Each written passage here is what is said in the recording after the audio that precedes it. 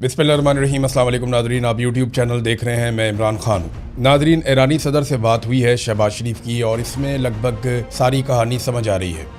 American को इस बात की उम्मीद है कि पाकिस्तान कुछ भी करके तुर्की और मिस्र और दीगर ममालिक के साथ मिलकर अमन कायम करने की कोशिश करेगा और जंगबंदी हो जाएगी, आपने हुरमस खुल जाएगी और ईरान को कोई ना कोई जो है वो सहूलत मिल जाएगी, अमेरिका को भी फेस सेविंग मिल जाएगी। तो अमेरिका इस किस्म का कोई सलूशन चाह रहा है, लेकिन हकीकत क्या है?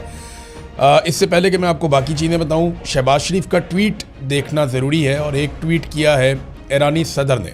इन दोनों के ट्वीट के अंदर सारी कहानी मौजूद है और समझने वालों के लिए सारे इशारे हैं। शहबाज शरीफ ने कहा, ईरानी सदर के साथ बात करने के बाद जो ट्वीट किया उसमें उन्होंने कहा कि आज सवेरे अपने भाई और ईरान के सदर के साथ एक तफसीली टेलीफोनिक गुफ्तगू हुई जो 1 घंटे से ज़ायद जारी रही। मैंने ईरान पर इसराइल के मुसलसल हमलों बशमूल सिविलियन इंफ्रास्ट्रक्चर और हालिया हमलों की पाकिस्तान की जानिब से सख्त मजम्मत का आदा किया। अच्छा जी, इसराइल के हमलों की बात की है शहबाज शरीफ ने। ईरान के ऊपर क्या सारे हमले इसराइल कर रहा है? अब तक का अगर आप डाटा इकट्ठा करें तो ईरान पे जितने हमले हुए हैं उनमें लगभग 70% से ज़ायद हमले अमेरिका ने किए हैं। जो बच्चियों की शहादतें हुई वो भी अमेरिका ने किया, जो बड़े लीडर्स निशाना बने वो भी अमेरिका ने किया। तो अमेरिका की मजम्मत नहीं की शहबाज शरीफ ने। शहबाज शरीफ ने मजम्मत की सिर्फ और सिर्फ इसराइल की। अमेरिका की मजम्मत करने की जरूरत भी नहीं है, वहाँ पे अर्दली का किरदार अदा करते हैं। ईरान के बहादुर अवाम के साथ पाकिस्तान की यकजहती का इजहार किया, कीमती जानों के ज़िया पर एक बार फिर ताज़ियत की और ज़ख्मियों और बेघर होने वालों की जल्द सेहत याबी के लिए दुआ भी की। खित्ते में अमन के फ़रोग और मुज़ाकरात की सहूलतकारी के लिए पाकिस्तान की मुखलिसाना कोशिशों को सराहने पर मैं ईरानी सदर का शुक्रिया अदा करता हूँ। मैंने उन्हें पाकिस्तान की जारी सफारती रसाई, जिसमें अमेरिका और खलीजी बरादर ममालिक उनके साथ हम राब्ते में हैं, इन सारी चीज़ों से आगाह किया ताकि मुज़ाकरात और कशीदगी में कमी के अमल को आगे बढ़ाया जा सके। ये शहबाज शरीफ का ट्वीट है। इसमें चंद चीज़ें जो है ना वो इम्पॉर्टेंट। नंबर 1 तो शहबाज शरीफ ने अमेरिका का नाम नहीं लिया, बिल्कुल नहीं लिया, क्योंकि अमेरिका का नाम लेना पाकिस्तान की मिलिट्री एस्टेब्लिशमेंट की रेड लाइन है। पाकिस्तान की फ़ौज हमेशा उस हुकूमत से लड़ पड़ती है जो हुकूमत अमेरिका के ख़िलाफ़ ज़रा सा भी कदम उठाती है। क्योंकि देखें, पाकिस्तान की जो मिलिट्री एस्टेब्लिशमेंट है उनका जो अस्करी काबा है वो पेंटागन है, वो कहीं और नहीं है, वो पेंटागन में है। तो ये उस किबले की इबादत करते हैं अस्करी नुक्ता नज़र से। तो अमेरिका के ख़िलाफ़ कोई पाकिस्तानी वज़ीर आज़म या हुकूमत बात करे तो पाकिस्तान की मिलिट्री एस्टेब्लिशमेंट उसके खिलाफ हो जाती है, लिहाजा अमेरिका का नाम उन्होंने लिया ही नहीं। फिर अरब ममालिक के ऊपर जो हमले हो रहे हैं उन पे भी इस मरतबा शहबाज शरीफ ने इस ट्वीट में बात नहीं की, शायद इसलिए कि ईरान के सदर ने शहबाज शरीफ के साथ सारी सूरत सामने रखी होगी कि जनाब हमारे ऊपर तो हमले ही यहाँ से हो रहे हैं अरब ममालिक से, और उन्होंने सारा डाटा भी बताया होगा। फिर उन्होंने जंगबंदी की कोई उम्मीद नहीं दिलवाई शहबाज शरीफ साहब ने इस ट्वीट में। 1 घंटे से ज़ायद बात की है, जंगबंदी की उम्मीद भी नहीं दिलवाई। और ईरान की जानिब से जो मुतालबात या अमेरिका की जानिब से जो मुतालबात हैं उनका भी जिक्र नहीं किया। बाद औक़ात ऐसा होता है कि आप नेगोशिएशन में होते हैं तो आप कोशिश करते हैं कि मेन चीज़ें आप डिस्कस ना करें जब तक कि कोई नतीजा ना निकले। हो सकता है शहबाज शरीफ की या पाकिस्तान की एस्टेब्लिशमेंट की एक मत अमली हो कि जब तक कोई नतीजा नहीं निकलता जो मेन बातें हैं या मुतालबात हैं उनको पब्लिक में डिस्कस ना किया जाए। लेकिन यहाँ पर कोई बड़ी उम्मीद वाली बात शहबाज शरीफ ने नहीं की, ना ही कोई आबनाए हुरमस का तस्करा किया है। ऐसा दिखाई देता है कि ईरान के सवालों के जवाब खित्ते में किसी के पास नहीं है, बल्कि दुनिया में किसी के पास नहीं है। अब आ जाए ईरानी सदर का जो ट्वीट आया उसको हम देख लेते हैं। उन्होंने शहबाज शरीफ का तस्करा तो नहीं किया, लेकिन एक जर्नल ट्वीट उन्होंने किया है और उनका ट्वीट ये है कि हम कई बार कह चुके हैं कि ईरान पहले करते हुए कोई जारहाना हमले नहीं करता, लेकिन अगर हमारे बुनियादी ढांचे या माशी मराकज़ को निशाना बनाया गया तो हम भरपूर जवाबी कार्रवाइयाँ करेंगे। खित्ते के ममालिक के लिए पैगाम, ये उन्होंने कहा जी कि अरब ममालिक ये लाजमी बात है, उनके लिए पैगाम दे रहे हैं। और इस पे ईरानी सदर ने कहा कि अगर आप तरक्की और सलामती चाहते हैं तो हमारे दुश्मनों को अपनी सरजमीन से हमारे खिलाफ जंग चलाने की इजाज़त ना दें। साफ कह दिया जी, अड्डे यहाँ पे ना दें आप। अगर आपके मुल्कों से हमारे ऊपर अटैक होगा तो आपकी सलामती और आपकी तरक्की ये दोनों ख़तरे में पड़ जाएंगे। ये एक साफ धमकी या वार्निंग आप इसको कह लें कि अगर हमारे ऊपर आपके मुल्क से हमला होगा तो हम वापस आपके मुल्क पे अटैक करेंगे, आपकी तरक्की को भी ख़तरा होगा, आपकी सलामती को भी ख़तरा होगा। अब जो ईरानी सदर का ट्वीट है उसके अंदर भी आप ये देख लें कि उससे बज़ाहिर नज़र आ रहा है कि वो कोई फौरी तौर पे जंगबंदी नहीं करना चाहते। और अमरीकी शराइत पर जंगबंदी का उनका इरादा लगता भी नहीं है। वो आबनाए हुर्मुज़ को खोलने पर राज़ी नहीं है, ऐसा दिखाई देता है, और उन्हें किसी पे एतबार नहीं है। रूस और चीन समेत उन्हें ज़रूर कोई ना कोई ऐसी ताकतवर मदद और मिल रही है जिससे ईरान को ये लगता है कि वो लंबे अरसे तक रेजिस्टेंस कर सकता है, मुकाबला कर सकता है। अब ये दिखाई भी दे रहा है। यानी पहले ऐसे कहा जाता था कि ईरान के महदूद मिसाइल और ड्रोन्स हैं वो ख़त्म हो जाएंगे, लेकिन ऐसा लगता है कि साथ प्रोडक्शन हो रही है और सप्लाई ख़त्म नहीं हो रही। तो ईरान लगातार हमले करता जा रहा है। अभी हाल ही में उसने जो हमले किए हैं उन्होंने काफ़ी नुकसान पहुंचाया अमरीकी फ़ौज को। ये डाटा हमारे पास मौजूद है और ये डाटा बड़ा क्लियरली बता रहा है कि दो जगहों में मैंने आपको पिछले वीलॉग में कहा था ना, एक तो सऊदी अरब में एयरबेस के ऊपर अटैक किया, सुल्तान एयरबेस के ऊपर, और वहाँ पे अमेरिकन को नुकसान पहुँचाया। अब अमरीकी मीडिया भी उसके बारे में लिख रहा है।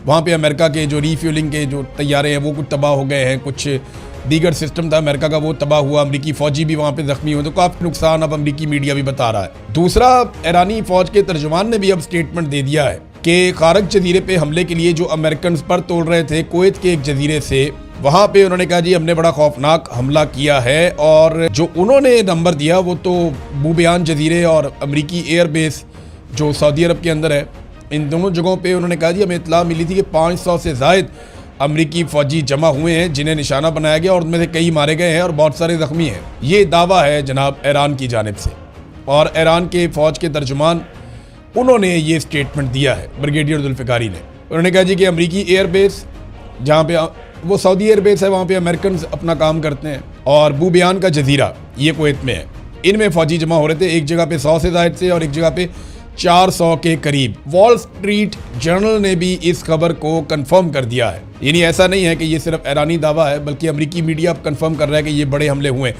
अच्छा, कुछ बड़े हमले ईरान के ऊपर हुए हैं और उन्होंने काफ़ी नुकसान पहुंचाया है अभी हाल ही में। उन हमलों की तरफ जाने से पहले शहबाज शरीफ साहब ने जो एक झूठ बोला था कि पूरी दुनिया में तेल की कीमतें बहुत ज़्यादा बढ़ गई हैं, हमने वो डाटा निकाला, हमने चेक किया कि शहबाज शरीफ साहब ने तो बहुत कीमतें बढ़ा दी हैं। क्या दुनिया में किसी और ने भी ऐसे किया? तो जो शहबाज शरीफ ने दावा किया उस तरह नहीं हुआ। दुनिया में तेल की कीमतें उस तरह नहीं बढ़ी जैसे शहबाज शरीफ ने दावा किया कि दुगनी से ज़्यादा हो गई हैं, ऐसा नहीं हुआ। बल्कि इंडिया ने अपने शहरियों को एक रिलीफ दिया है। भारत की मौजूदा हुकूमत ने ऑयल बहरान में आवाम को रिलीफ देने के लिए बहुत बड़ा कदम उठाया।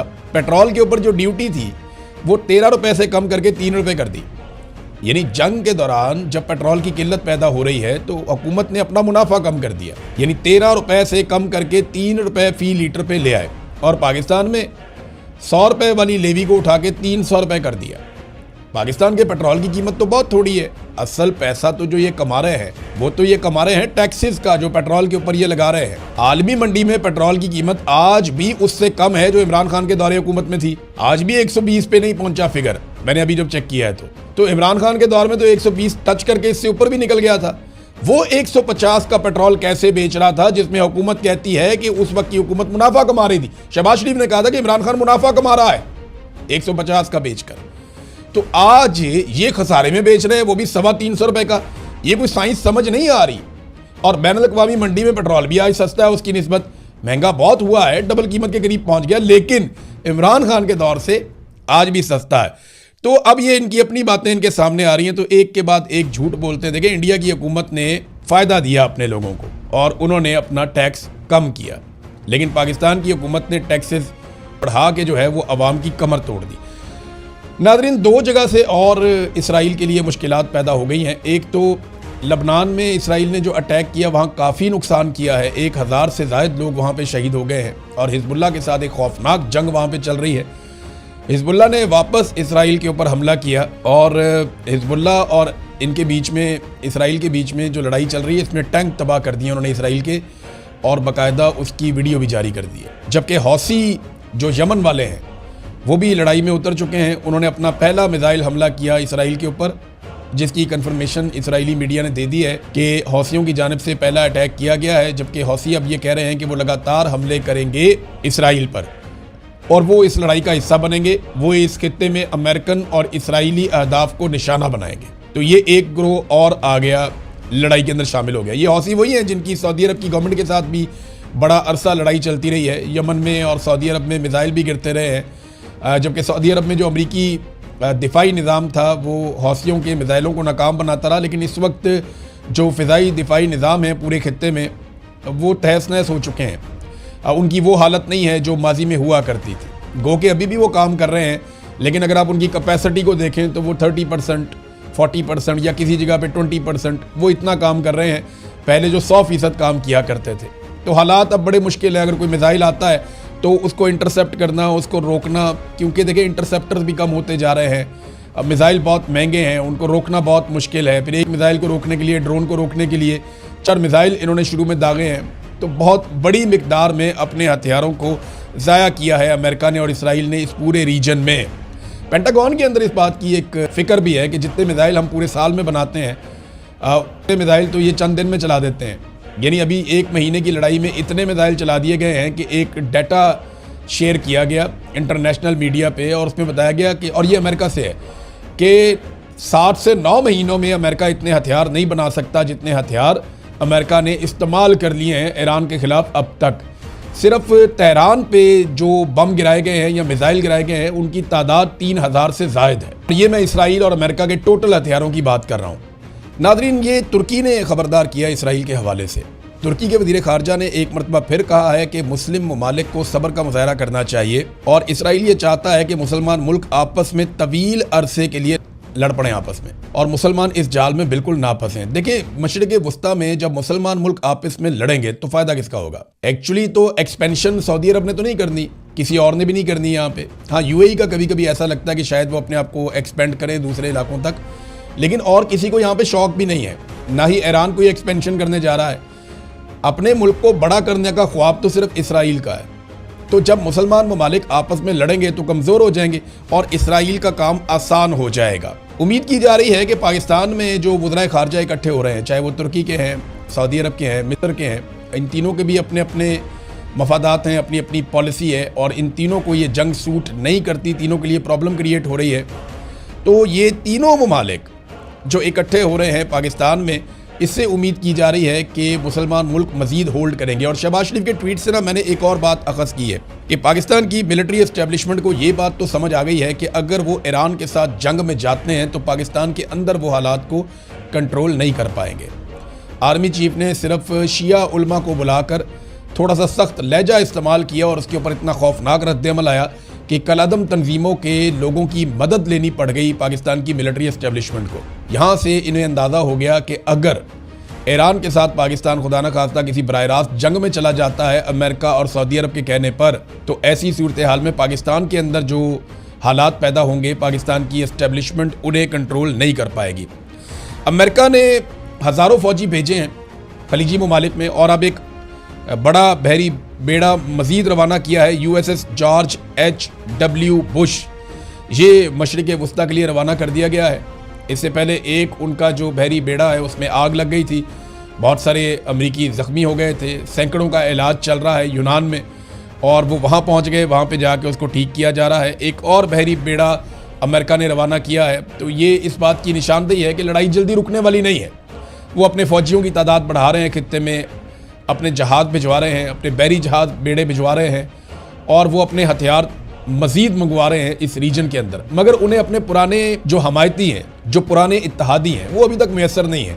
मार्को रूबियो ने दोबारा कहा फ्रांस में कि हमें बाकी दुनिया की मदद चाहिए, अमेरिका अकेला ये नहीं करना चाहता और ना कर सकता है। डोनाल्ड ट्रंप के कुछ स्टेटमेंट्स हैं, ये अजीबोगरीब ही, वैसे मुझे डोनाल्ड ट्रंप की शख्सियत मुझे बहुत अजीब लगती है। यानी डोनाल्ड ट्रंप के पहले स्टेटमेंट आप देख लें। ट्रंप जो है वो सऊदी अरब का एक समिट था मियामी में, वहाँ पे बीच के किनारे एक ज़बरदस्त होटल के अंदर वो समिट हुआ है। वहाँ डोनाल्ड ट्रंप ने जो है वो बातचीत की है कि मैंने ये अजीम फ़ौज बनाई है, कभी कभी इसे इस्तेमाल करना पड़ता है और अगला नंबर क्यूबा का है। यानी डोनाल्ड ट्रंप ने क्यूबा को भी धमकी लगा दी और ये भी बता दिया कि ईरान की जंग ख़त्म होते ही वो क्यूबा के ऊपर अटैक करेगा और क्यूबा के ऊपर कब्जा कर लेगा। ये डोनाल्ड ट्रंप का कहना है। तो आप यहाँ से अंदाज़ा लगा लें कि किस तरह की शख्सियत है डोनाल्ड ट्रंप की, जो अब खुलकर सामने आई। पहले बहुत उम्मीदें की जा रही थी डोनाल्ड ट्रंप से, और शहबाज शरीफ का अंदाज़ा लगा लें कि ये किस लेवल का आदमी है कि इसने आसिम मुनीर साहब के साथ मिलकर इन दोनों ने डोनाल्ड ट्रंप को अमन का नोबेल इनाम देने के लिए नामजद कर दिया। और इनके अलावा जो इनका हमायती है वो नेतन्याहू है। यानी ये एक ही तरह के लोग हैं, सारे इकट्ठे हो गए हैं और डोनाल्ड ट्रंप को अमन का नोबेल इनाम दिलवाना चाहते हैं। ट्रंप ने एक और बात की। ट्रंप ने कहा जी कि मैं जानता हूं कि मेरा ये कहना शायद अभी ठीक ना लगे, लेकिन मैं चाहूँगा कि मेरी पहचान एक अजीम पीस मेकर के तौर पर, यानी अमन कायम करने वाले के तौर पर हो। मेरा वाकई ये मानना है कि मैं अमन कायम करने वाला हूँ। इस वक्त शायद ऐसा महसूस नहीं हो रहा, लेकिन मेरा ख्याल है कि मैं अमन पसंद हूँ। अच्छा, जिस वक्त डोनाल्ड ट्रंप ये बात कर रहा था ना, उस वक्त तेहरान के ऊपर खौफनाक बमबारी हो रही थी। उस वक्त अमेरिका और इसराइल मिलकर ईरान की स्टील की इंडस्ट्री को तबाह कर रहे थे। मुबारका में, खोस्तान में, अस्फहान में बैक वक्त हमले किए गए और ईरान की स्टील और लोहा पैदा करने की जो सलाहियत है उसको तबाह कर दिया गया। यानी इसको ईरान की रीढ़ की हड्डी भी कहा जाता था। ये ईरान की दूसरी ऐसी प्रोडक्ट है जो वो एक्सपोर्ट करके पैसा कमा सकता था। यानी इसका जो हुजम है वो लगभग 6.5 अरब डॉलर है और ये दूसरी बड़ी बरामदी आइटम है ईरान की। तो ईरान की ये इंडस्ट्री जब तबाह की तो उसके बाद ईरान ने भी ऐलान कर दिया कि वो इसके बदले में इसराइल की रीढ़ की हड्डी को तबाह करेगा। और वो कौन सी है? वो आईटी है, यानी आईटी का शोबा, एआई का शोबा, जो इसराइल के अंदर बहुत बड़ी बड़ी कंपनीज मौजूद हैं जहाँ पे काम होता है दिन रात। तो अब वो ये कह रहे हैं, उन्होंने एक लिस्ट भी जारी कर दी है कि अब हम यहाँ पे अटैक करेंगे। और ईरान ने अभी तक जो कहा वो करके भी दिखाया है। तो ऐसा दिखाई देता है कि इसराइल ने ईरान को जिस तरह का मुआशी नुकसान पहुँचाया, ये स्टील के कारखाने तबाह करके, स्टील मिल्स को बर्बाद करके, अब बदले में ईरान इसराइल के अंदर जो आईटी इंडस्ट्री है उसको निशाना बनाएगा और वहाँ पे बहुत तबाही होने जा रही है। ट्रंप ने ना एक और बात की और ये बड़ी मज़ेदार बात है। इससे आपको ना कभी कभी आप ये सोचते होंगे कि डोनाल्ड ट्रंप क्यों कहता है माय फेवरेट फील्ड मार्शल, वो क्यों कहता है कि शहबाज शरीफ मुझे बहुत पसंद है, वो क्यों कहता है मोदी मेरा बड़ा अच्छा दोस्त है। यानी जो भी दुनिया के अंदर करामत आदमी होता है, डोनाल्ड ट्रंप उससे नफरत करता है। यानी आप ये देखें ना कि स्पेन के वज़ीर आज़म से नफरत करता है, फ्रांस में नफरत करता है, जर्मनी से ऐसे ही बात करता है। तो आपके स्कैंडिनेवियन कंट्रीज़ हैं या कैनेडियन वज़ीर आज़म है, उन सब से नफरत करता है डोनाल्ड ट्रंप। जितने भी काबिल लोग हैं उन सब के खिलाफ हो जाता है। बराक ओबामा एक काबिल आदमी था, उसके भी खिलाफ हो गया था। तो डोनाल्ड ट्रंप कैसे लोगों को पसंद करता है आज उसने खुद ही बता दिया। उसने कहा जी मुझे नालायक लोगों के साथ घूमते हुए खुशी महसूस होती है, नालायक और नाकारा लोगों के साथ मैं खुशी महसूस करता हूँ, मुझे कामयाब अफराद से नफरत है। ये है जी डोनाल्ड ट्रंप, अपने मुंह से कह रहा है। क्योंकि मुझे उनकी कामयाबी की कहानियां सुनना पड़ती हैं जो कामयाब लोग होते हैं। मुझे वो लोग पसंद हैं जो मेरी कामयाबी को सुनना पसंद करें। ये डोनाल्ड ट्रंप ने कहा, कैसी खुद पसंदी है और खुलकर कह भी रहा है डोनाल्ड ट्रंप। तो शहबाज शरीफ जैसा बंदा तो मिलेगा ही नहीं। कैसे सल्यूट मारता है, कमाल किस्म का स्टेटमेंट देता है खड़ा होके, बाहर सल्यूट मारता है, फिर आंख भी मारता है, फिर बहुत ज़्यादा बूट पॉलिश भी करता है, फिर ये कहता है कि आप दुनिया के सेवियर हैं, फिर ये कहता है आपने लाखों करोड़ों की जान बचाई है, फिर ये कहता है कि आप ना होते तो पता नहीं दुनिया का क्या हो जाता। तो ट्रंप को तो खुदा बनाकर रख दिया शहबाज शरीफ ने। तो शहबाज शरीफ जैसे लोग, यानी ट्रंप ने बताया कि मुझे खुशामदी बहुत पसंद है, नालायक किस्म के लोग बहुत पसंद है। तो शहबाज शरीफ तो वाकई इस क्राइटेरिया पे पूरा उतरते हैं। शानदार आदमी है जिसको डोनाल्ड ट्रंप पसंद कर रहा है और खुलकर कह भी रहा है कि जनाब मुझे तो बहुत पसंद है। वैसे ट्रंप का पता कोई नहीं है, वो किसी की भी तारीफें करना शुरू हो जाता है, किसी की भी तारीफें करना शुरू हो जाता है, किसी भी वक्त करना शुरू हो जाता है। इस आदमी का कोई सरपाऊ नहीं है। नाजरीन, अब जरा GSP+ स्टेटस पे आ जाएं। पाकिस्तान की मिलिट्री एस्टेब्लिशमेंट को ये आगाह कर दिया गया है मेरे सोर्सेज के जरिए से, ये कंफर्म इत्तला मैं आपको दे रहा हूँ कि GSP+ स्टेटस जो है वो अगली स्कीम में शायद आपको ना मिले। देखिए, ये स्कीम पहले आपकी 10 साल के लिए आई थी 2013 में गालिबन, और ये 2023 में शायद ख़त्म हो गई थी। फिर उसको थोड़ा एक्सटेंड कर दिया गया था, 2-3 साल के लिए, 4 साल के लिए हो जाती है, मुझे एग्जैक्टली टाइम नहीं पता।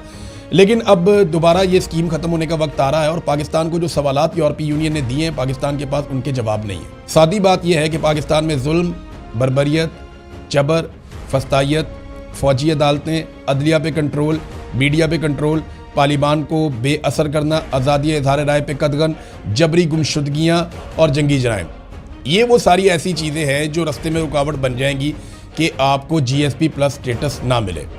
तो पाकिस्तान की मिलिट्री एस्टेब्लिशमेंट को इस बात का पता चल गया कि GSP+ स्टेटस हमारी करतूतों की वजह से जाने वाला है या जा सकता है।